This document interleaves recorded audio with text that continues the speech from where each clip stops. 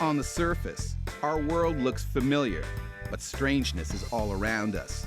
You just need to know where to look. And beneath this strangeness lies some truly astonishing science.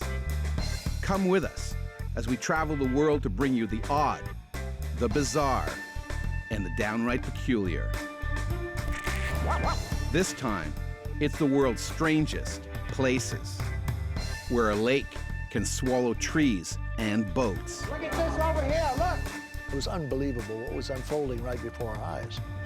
Cars can roll up hills. In some place, the laws of nature have been miraculously suspended. Bananas can grow in ice. If I touch it, my hand will probably stick to it and the skin will peel off. And an island can turn into the world's largest hairdryer.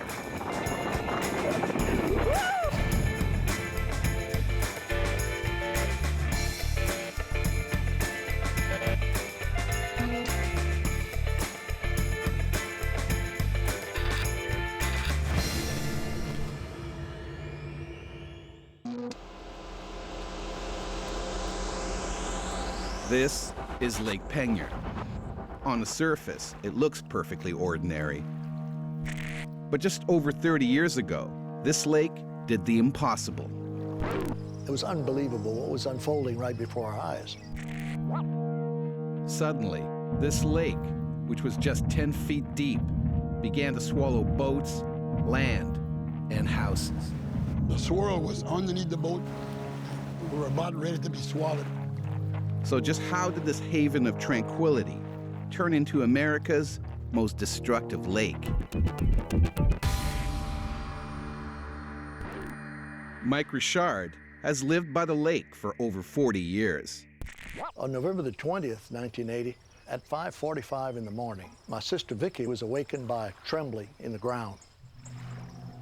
The vibrations were shaking the walls of the building and causing water in the fountains to slosh back and forth. But what he saw next was astonishing. A massive whirlpool has suddenly appeared in the lake. The vortex, or whirlpool that developed, was right in front of us here, maybe 300 or 400 feet ahead of us. Within an hour, the whirlpool doubled in size from 700 to 1,400 feet. Mike grabbed his Super 8 camera and began filming as barges working on the lake started disappearing. The rotation of the water became more violent. The barges would be bumping into each other, and the tugboat had been almost sucked into the vortex. Boat Captain Oris Menard was on one of the barges and found himself being pulled into the whirlpool. That whirlpool was just getting bigger. The swirl was underneath the boat. The front of it was kind of up, and the back end of the boat was like maybe 5 foot different. We were about ready to be swallowed. As Oris frantically tried to escape death, he was blocked by an unmanned barge that had broken its moorings. I had the engine wide open. My son was hollering, "Get us out of here." He wanted to jump overboard, and I couldn't do anything. Suddenly, the other barge was sucked into the whirlpool, giving Oris a chance to escape. After we got out, as I turned around, I saw the barge was upright going into the hole. Over the next 3 hours, the whirlpool swallowed 11 200-foot barges. But how could such a destructive vortex form in a lake, which was just 11 feet deep? A clue lay 1,300 feet below the lake, where there was a massive working mine.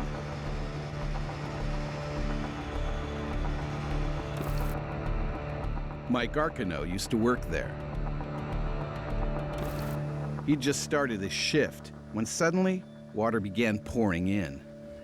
I turn around and I see stuff like this floating, coming towards us. So I get on the phone, I call the supervisor and tell him we got water coming in the mine, Soup. And he's like, are you sure? I'm like, yeah, I'm looking at it right now. You're thinking, boy, this is not the way to go. As the lake above gushed in, faster and faster, the miners faced a terrifying race against time to reach the elevator. When they finally sent it down, there's about 16 of us waiting to get on. We pack ourselves in there, we close the door, hit the buzzer. The water starts falling underneath. In my mind, it was just a matter of, will this thing take us all the way to the top? As I'm saying that, the thing stopped. I was thinking, I'm not gonna make it out of here. The electrical system had been overwhelmed by water, but luckily, the elevator could be cranked by hand. I was just thinking, if this thing could just continue to go up, everything would be all right. And once it reached the top, man, that was like an elephant off my shoulder. One guy, when he got off there, he kissed the ground. We'll see. But you're thinking about there are people still down there and whether or not they can make it out. Miraculously, the remaining 39 miners escaped just before the mine was completely flooded. Although the miners didn't realize it at the time, the Whirlpool and the mine disaster were connected.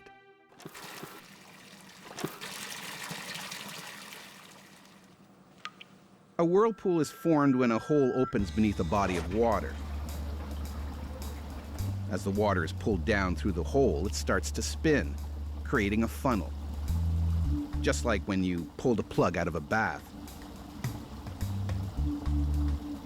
So the hole in the mine had formed the whirlpool above it.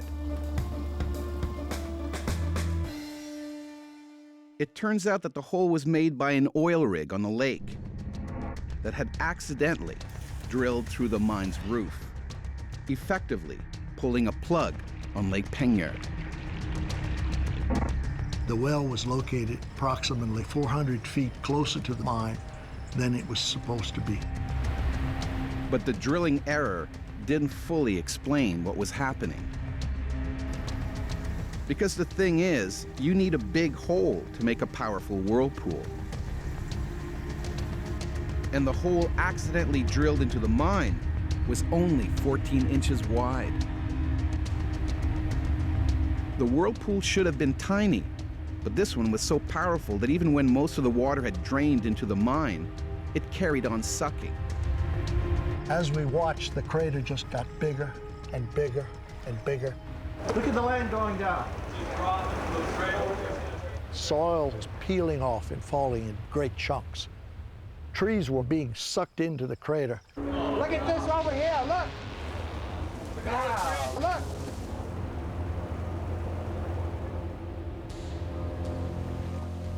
By now, 3.5 billion gallons of water was rushing into the mine, faster than air could escape. The pressure caused several 400-foot geysers to shoot up out of the mine. They could be heard 20 miles away. And this bizarre freak show of nature still wasn't finished, because suddenly the canal that used to flow from the lake into the Gulf of Mexico started flowing backwards. Incredibly, seawater rushed along its 12-mile length and into the lake, creating a 50-foot tall waterfall as it fell into the crater. When you look at the chimney, that was part of the house that we were standing on. And the whirlpool was about 600 feet beyond the house. The hole accidentally drilled into the mine by the oil rig was just 14 inches wide. Normally, that wouldn't have been able to make such a powerful vortex, but in this case, one detail would make all the difference. This wasn't any old mine. This was a salt mine. One of the dangers you definitely don't want to see in a salt mine is water. Water. Getting into a salt mine would be like a hot knife going through butter. Salt dissolves in water, which means the 14-inch hole rapidly expanded into a terrifying 50-foot cavern. And since the bigger the hole, the bigger the whirlpool, this one became powerful enough to eat up land, destroy boats and homes, and even swallow the 150-foot oil rig. In just 48 hours, the lake became 70 acres bigger and over 1,000 feet deeper. The fresh water drained away down the mine, and seawater from the Gulf of Mexico flooded back in, changing its ecology forever. Mike lost some of his land to the whirlpool, but he says it's not all bad. From 1980 till today, things have changed dramatically. The water is much saltier. The fishermen tell me the fishing is much better. It's used a lot more for active sports than it was. And our view has improved dramatically.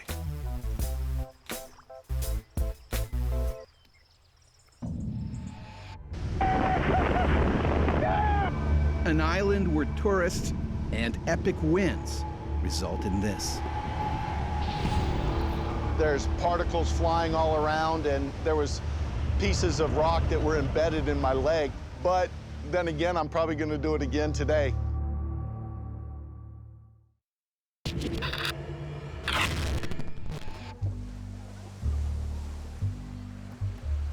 Our next destination is all about relaxation. Or is it?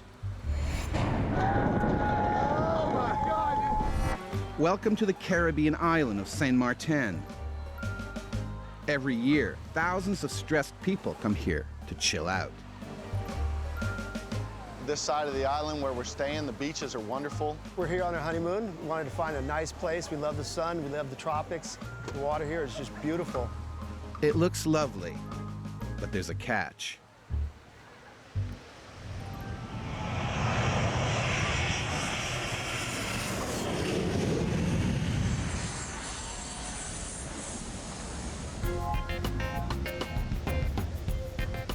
Every few minutes, planes as large as 450-ton jumbos land and take off on the runway right beside the beach. There's nothing like seeing the planes land. The bigger, the better. When it's about 300 yards away, it looks like it's going to smash right into you. It's unbelievable. You can just about reach out and touch them.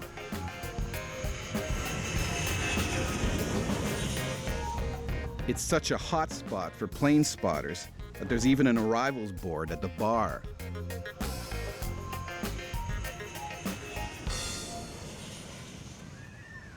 But if planes flying just above your head isn't strange enough,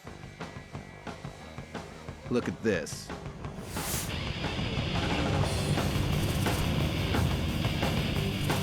This is the bizarre hobby of jet surfing.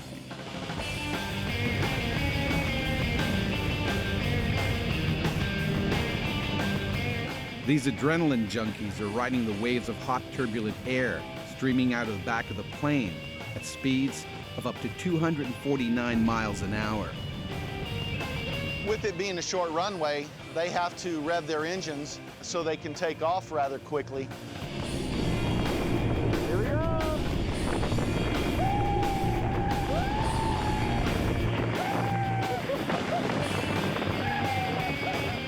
We're being crazy is what we're doing.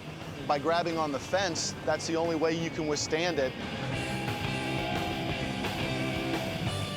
A lot of pressure coming at you. You smell the fumes, you feel the heat, and you just wonder if you can really hold on.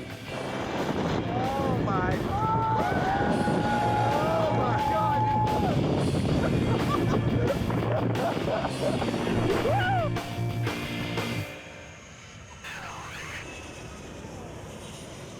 The air blasts out of the jet in powerful rolling currents, producing a thrust that's 800 times more than the average car. We've actually can see the pilots up in the cockpit, and they're waving at us and giving us thumbs up. The people that stay on the beach, they're getting blown back into the water. Wait for American Airlines 767 takeoff.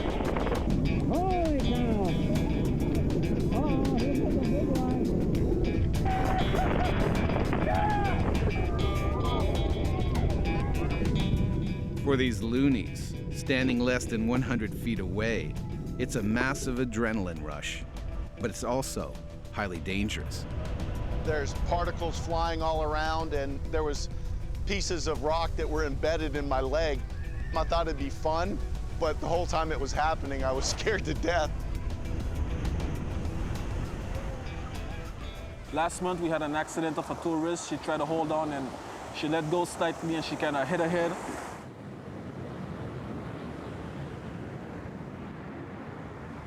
She went to the hospital. I think she was out for a few hours. So actually, once when I was a kid, I saw a guy in a small car passing by, and he didn't see the plane taking off. The car was actually blown into the water.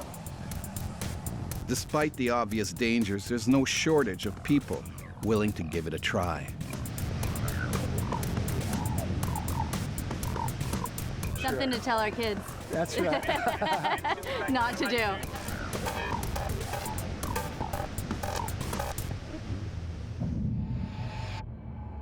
They said that the road was cursed along these pit. There's an unknown force that was pulling you the other way. A road where gravity seems to have stopped working. So here's the car, and it's clearly rolling up the hill.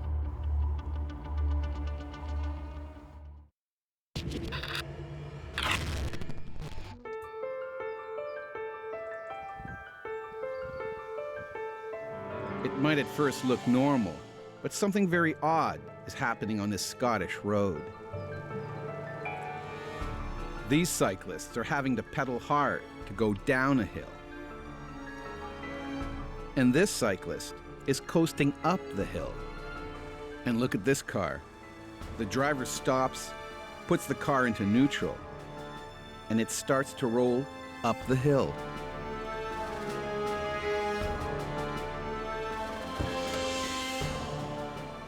There's conspiracy theories where there's magnets hidden behind the bushes and stuff, but no one really knows now.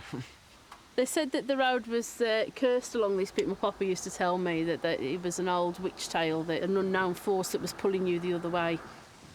Possibly gravity operates different in this part of the earth. This road confuses everyone who uses it. We've asked road surveyor Chris English to investigate. He's brought along a mystery-busting piece of equipment known as a theodolite, and he's going to do some measurements. Okay, that's 89.4. Observation stored. Okay, on to the next one, please. The results are completely unexpected. Observation stored. This looks like the top of the hill, right? And this looks like the bottom. Wrong. It's the other way around, actually. Chris's measurements show that this point is 292 feet above sea level, and this one is 303 feet. The ground level actually gets higher on my records. It might not show that, but that's actually what takes place. So, does Chris know what's going on? Absolutely no idea. Thankfully, psychologist Dr. Rob McIntosh thinks he has the answer. Relatively speaking, this goes downhill with respect to the surrounding landscape that we're standing in.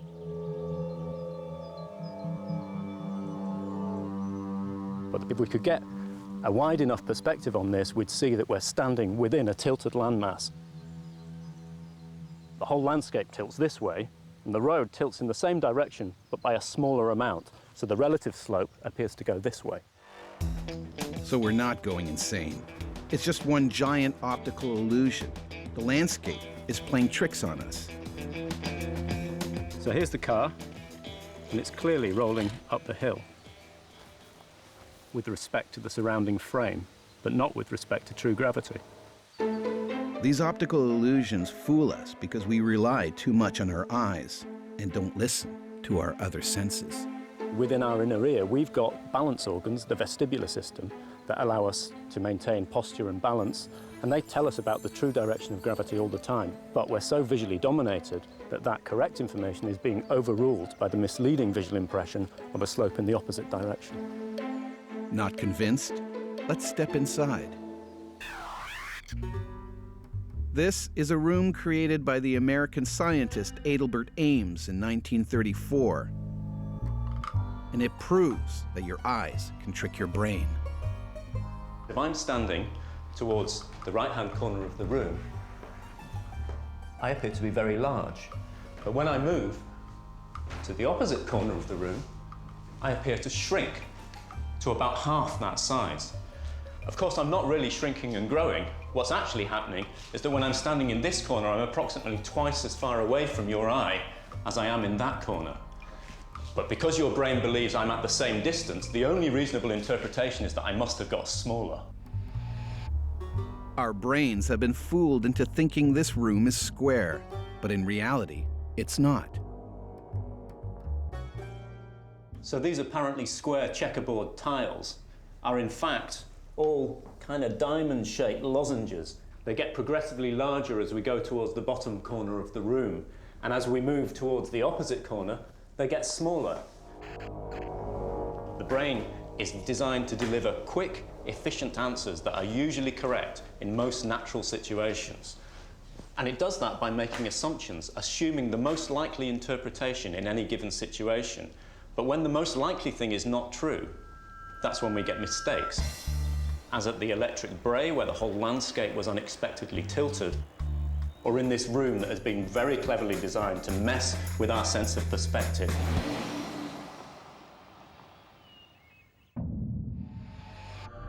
In the stillness of the night, it looks like something out of a 1950s sci-fi movie.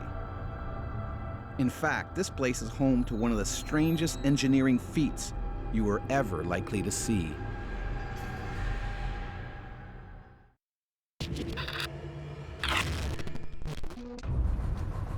Some places are pretty ordinary until something new alters them forever. Like this canal in Scotland, which leads to this.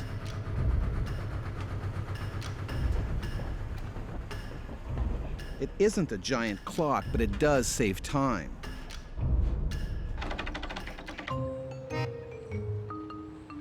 This is the Falkirk Wheel. It stands at the meeting point of two canals, separated by over 100 feet in height. And it's a bizarre and revolutionary solution to an age-old problem: how to get a boat up or down a hill.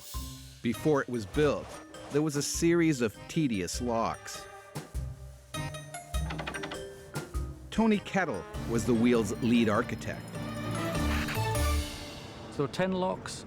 Each lock is basically a container of water with a gate at each end, and you would fill the lock with water, the boat would come in and you'd release the water to the next lock down, and that would be a whole day's activity. But some clever people came up with this: a $27 million wheel that can carry boats between the two canals in just 5 minutes. Boats float onto the wheel at the top or bottom, and then the wheel turns, and off they go again.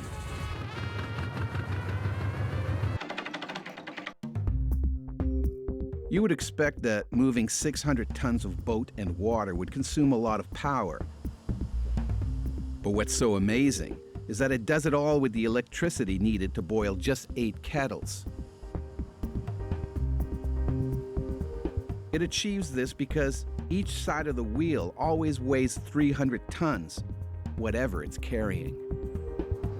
Because it's in beautiful balance, it's very little power that you need just to turn the wheel.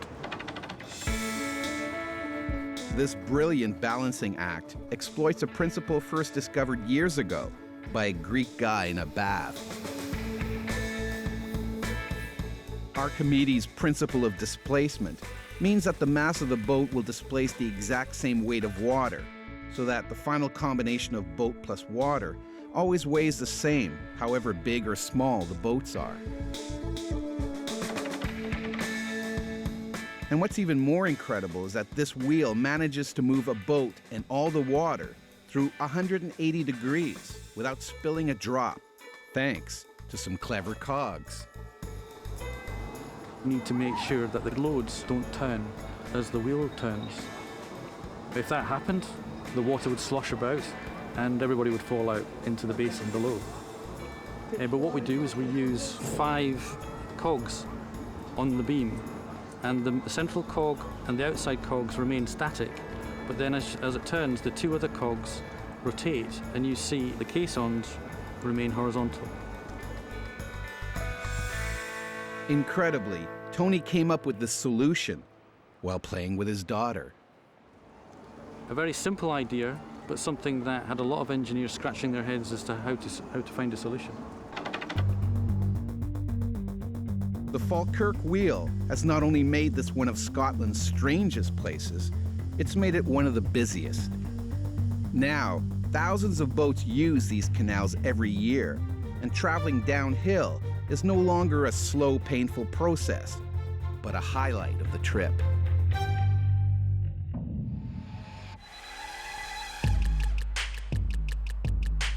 Our next destination is Iceland, a land of the northern lights, snow, ice, glaciers, and bananas. We all love bananas, but here in Iceland, they are bananas about bananas. Icelanders are some of the world's top eaters of the fruit, with every one of them munching their way through 30 pounds a year. But what's even weirder than how many bananas Icelanders eat is where they get them from. Local horticulturalist Guri Helgadóttir. We've been growing bananas in this greenhouse for something like 50 to 60 years. Iceland is an unlikely place to grow tropical fruit. Greenhouses are usually heated by the sun, but here, near the Arctic Circle, there's not much of that. In the summer, the temperature rarely hits 50 degrees Fahrenheit, and in winter, there are just 5 hours of daylight. So, Iceland's greenhouses have to get their heat from somewhere else. Volcanoes. We are just on the outskirts of a very big volcano and volcanic area. And this volcanic area is actually a high heat area. Incredibly, Iceland has 22 active volcanoes. It's one of the world's most volcanically active regions, spewing a third of the Earth's total lava flow over the past 500 years. That's because the country sits on the mid-Atlantic ridge, where the North American and Eurasian plates collide. Magma, continually floating up from the Earth's core between these plates, is so hot, it can turn the groundwater into steam. We are harnessing the water or the steam that is flowing through these warm rocks. This is basically what we are then using to heat up our greenhouses. Incredibly, there's so much heat deep underground that even in the sub-zero Icelandic winter, this greenhouse is like the Caribbean. The environment in here is tropical, actually. So when you come in here, it just hits you. It's really humid and the temperature is somewhere like 30 degrees. And the plants in here, they actually love this. But you do have to wait for your Icelandic bananas. With so little sun, it takes 2 years for them to grow instead of 1. And it's not only bananas they grow in Iceland. Amazingly, they also grow over 1,600 tons of tomatoes every year. So many that one day soon you may find them in a supermarket near you. We are just so lucky to have all this geothermal energy, because without that, we wouldn't be able to do this. But that's not the end of the Icelandic weirdness. Even fishing here is strange. The water pools are hot enough to boil eggs, bake bread, or even cook that delicious local delicacy, sheep's head.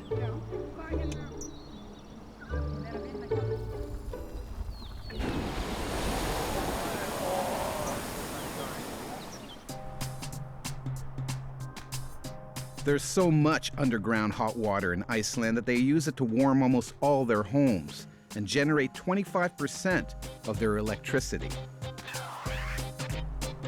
Before we leave Iceland, there's one more place we want to show you. This is the Blue Lagoon, and it's the world's strangest health spa. Because what these people are swimming in is the waste of a geothermal power station. It is actually our discharge water. It has a lot of minerals and salt crystals. So we have a health clinic where you can get treated for skin disorders like psoriasis. There is one small problem. Because volcanic water is full of hydrogen sulfide, this blue Icelandic tropical paradise smells quite a lot like bad eggs. To me, this is the smell of success.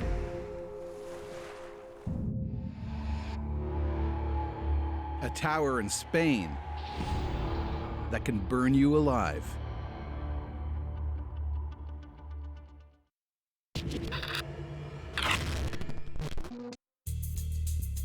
We're not playing tricks with the camera. That really is a huge office block built to resemble a basket. It covers 25 acres.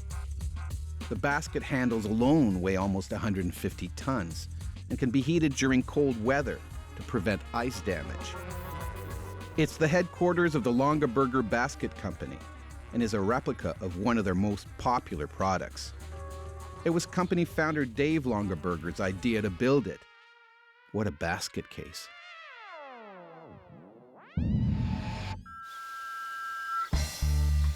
On the plains near Seville in Spain are thousands of glowing panels. They twist and turn and seem to be tracking something.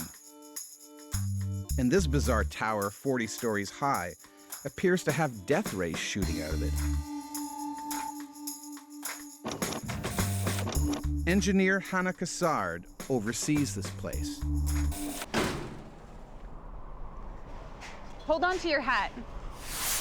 So the field here is composed of 1,250 mirrors. These mirrors follow the sun and redirect its rays onto the top of this tower. Each mirror measures 120 meters square, so that's a total of over 150,000 square meters of reflective area, which you're then able to concentrate onto a very small area of your receiver and generate really high temperatures. By magnifying the sun in a similar way to what kids do with mirrors and paper, they can generate temperatures here of over 480 degrees Fahrenheit. Meaning if Hannah and the cameramen were to get any closer to the receiver below them, they would be burnt alive. All this heat is being used to make electricity. This is a solar power station. So there's really two different types of ways you can get energy out from solar power. One is via a photovoltaic cell, like this one I have here. With a photovoltaic panel, what you're doing is generating electrical current directly, which is great for small systems like you might have in your house. The way that our thermal solar plant works is that we create heat, which is then used to generate electricity. The sun is focused on a series of water pipes at the top of the tower, heating them up to produce steam. The steam is then used to power a turbine, generating electricity. Thankfully, the rain in Spain doesn't fall mainly on this plain. And this place gets over 300 days of sunshine a year, meaning this tower of power can generate enough electricity to run 11,000 Spanish homes. The wonderful thing about solar energy is that it's free. You have the capital cost of the plant, but then after that, you don't have to pay at all for the fuel.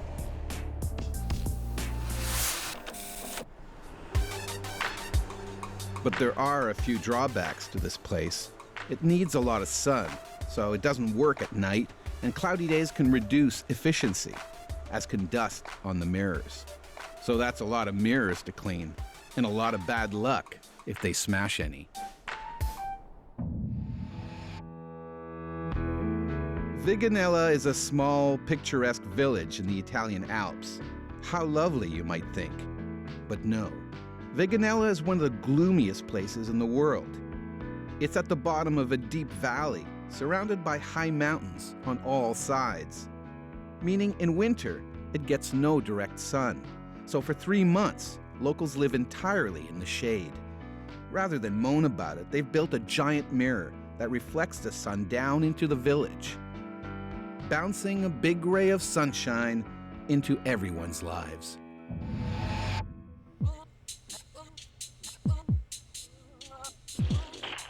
Welcome to the world's largest indoor swimming pool. It's 202 feet long, 102 feet wide, 40 feet deep, and filled with over 6 million gallons of super purified water. That's bigger than 9 Olympic-sized swimming pools. But size isn't what makes this pool unique. It's the people who use it.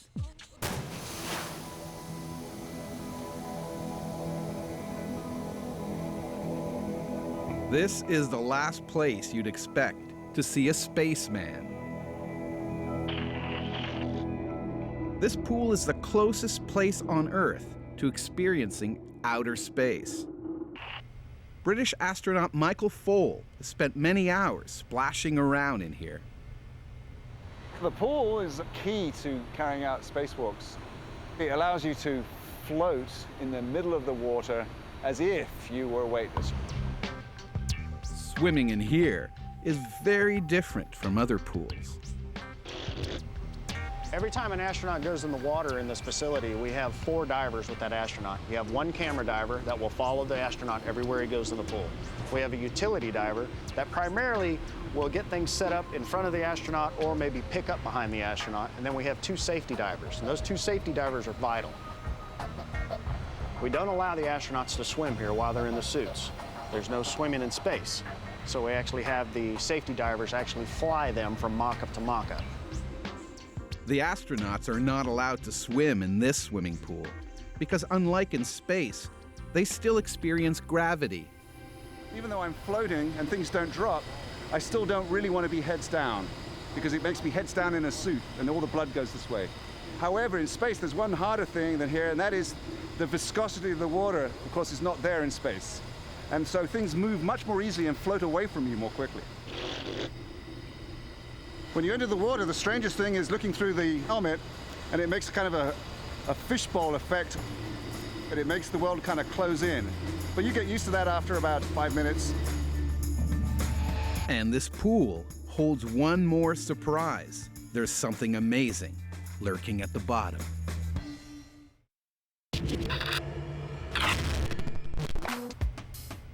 This extraordinary swimming pool is the closest place to space on Earth.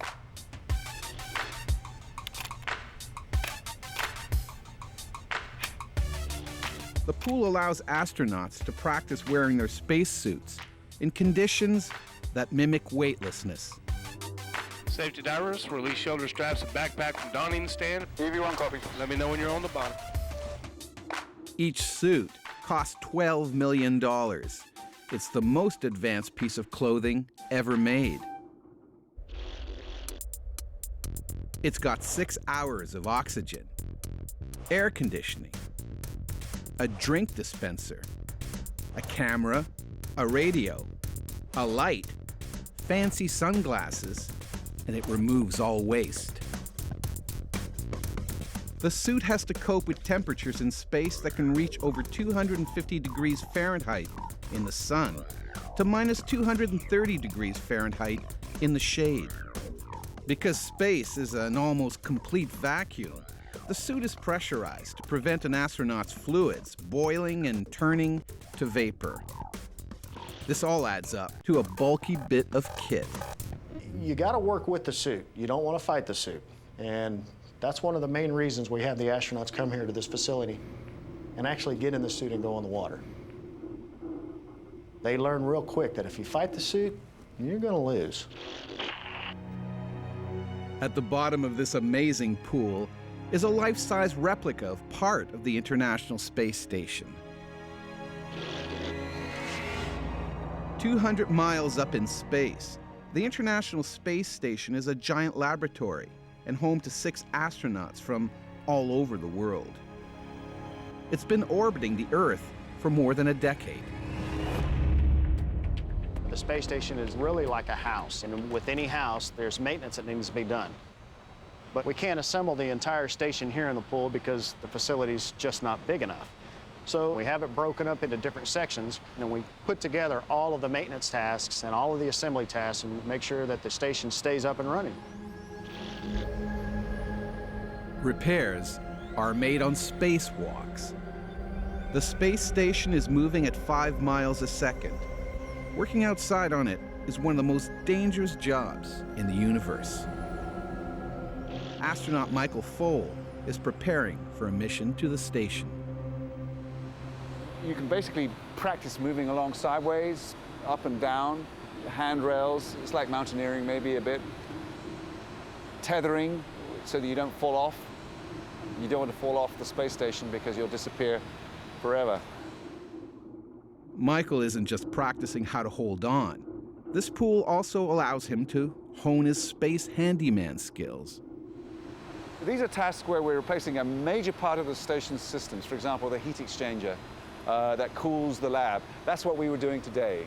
Those tasks, we don't know if they're going to happen, but they're hedging their bets that they might. There's spare equipment on the space station, mostly outside the space station on pallets, and we train to maintain our proficiency on those tasks. And this isn't just a quick dip in a pool. Each dive lasts 6 hours and needs 350 engineers, medics, tailors, and other techie people, all coordinated by a test conductor. Can we get a PGT with a 2-inch socket to EV2, please? There is a lot that goes into a spacewalk.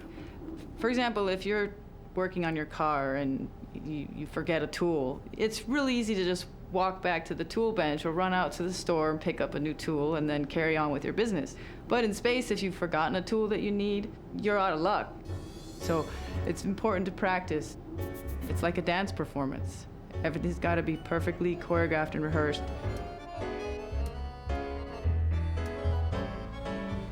Let's say a crewman was out the door doing a spacewalk for 8 hours. Every 1 hour of that 8 hours is probably about 8 to 10 hours spent in the pool. For astronaut Michael, it's worth every minute to spend time in the strangest place of all, space. In space, the beauty is, of course, looking at the Earth, and the beauty is being in your own small spaceship, the spacesuit.